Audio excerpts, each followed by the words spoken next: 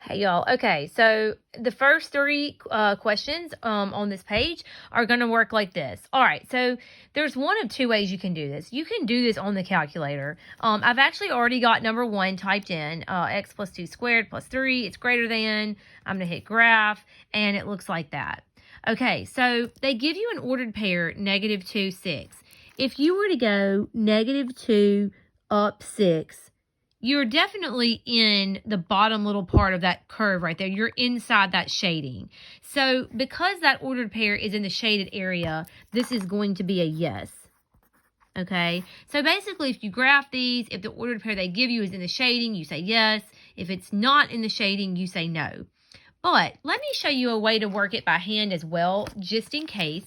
Every once in a while with a graph, it's very hard to tell. Maybe, you can't get the graph on the screen and they give you a random ordered pair and you can't tell. Let me just show you how to work it by hand just in case. It's really simple. All right, look, so your little ordered pair is x, y, right?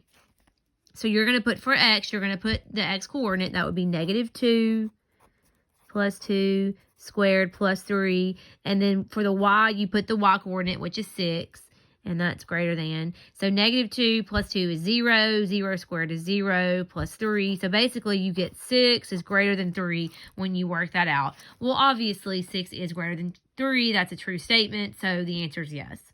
Which we knew it was yes by looking at the graph. But, there you go. You can do it algebraically as well if you want to. Okay, so that's how you do all three of those. Okay, so for the bottom, 4, 5, 6, and 7, you can easily type those in your calculator. I actually kind of worked this ahead of time, but I erased it so I could work it with y'all on paper. Let me show you how you could do this by hand if you needed to. I don't know if y'all remember or not. We talked about it the other day, but absolute value bars, is always a V, like centered at the origin, okay? But remember, if you subtract 1 inside the bars, that actually is going to move your graph 1 unit to the right, okay? And so your little V just gets shifted over 1 unit. The number in the front is actually your slope. So like you're going to go up 2 over 1, up 2 over 1, kind of like that. But instead of going down 2 and left 1, you're going to go up 2 and over 1 this way as well, which is a little weird. But basically, you're trying to make your little V. Like that. So that's how you can graph it by hand, if you needed to. It's less than, so you're going to shade everything below your graph, just like that. And if you need to, you can type that on the calculator, and it should look just like that. Okay, so for this one, you've got x minus 1 squared. Remember, when you have x squared, that just makes a little U shape, kind of shape. Again, same thing, -1 knocks it over to the right.